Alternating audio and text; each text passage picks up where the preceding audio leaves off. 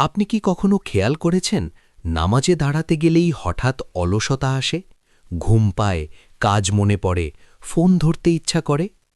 এটা কাকতালীয় নয়, এর পেছনে আছে এক ভয়ঙ্কর শত্রু, শয়তান। আজ আমরা জানব নামাজ পড়লে শয়তান কেন এত রাগ করে, কেন সে আপনাকে নামাজ থেকে দূরে রাখতে মরিয়া। শয়তানের একটাই লক্ষ্য, মানুষকে আল্লাহ থেকে দূরে রাখা। কারণ সে জানে যদি একজন মানুষ আল্লাহর সাথে যুক্ত থাকে তাহলে তাকে পথভ্রষ্ট করা অসম্ভব। আর আল্লাহর সাথে মানুষের সবচেয়ে শক্ত সংযোগ কোনটা জানেন? নামাজ। নামাজ এমন একটি ইবাদত যেখানে দুনিয়ার সবকিছু ছেড়ে একজন মানুষ সরাসরি আল্লাহর সামনে দাঁড়ায়। হাদিসে এসেছে, মানুষ যখন সিজদা করে শয়তান কাঁদতে কাঁদতে সরে যায়। সে বলে, হায় আফসোস, মানুষকে সিজদার নির্দেশ দেওয়া হলো, সে মানল, জান্নাত পেল।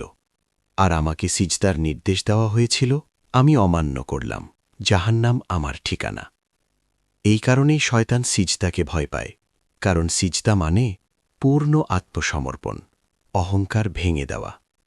আর শয়তানের পাপের মূল ছিল অহংকার।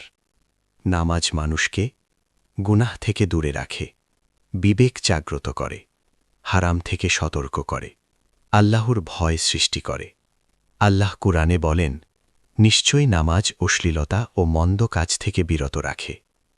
আর মানুষ যদি গুনাহ থেকে বাঁচে তাহলে শয়তান ব্যর্থ হয়। এই ব্যর্থতাই তার রাগের মূল কারণ। শয়তান সরাসরি বলে না, নামাজ পড়ো না। সে আরও চালাক। সে বলে, এখন নয়, পরে পড়ব, সময় আছে, আজ খুব ক্লান্ত, মন বসছে না, কাল থেকে পাকাপাকি শুরু করব। এভাবেই সে 1 ওয়াক্ত, তারপর 2 ওয়াক্ত, শেষে পুরো নামাজটাই ছিনিয়ে নেয়। যখন নামাজ চলে যায়, অন্তর অস্থির হয়, দোয়া কবুল হয় না বলে মনে হয়, জীবনে বরকত কমে, পাপ সহজ মনে হয়। আর শয়তান তখন আনন্দে উল্লাস করে, কারণ সে জানে এই মানুষটা এখন অরক্ষিত। নামাজ হল মুমিনের ঢাল। ঢাল ভাঙলে শত্রু সহজেই আঘাত করে।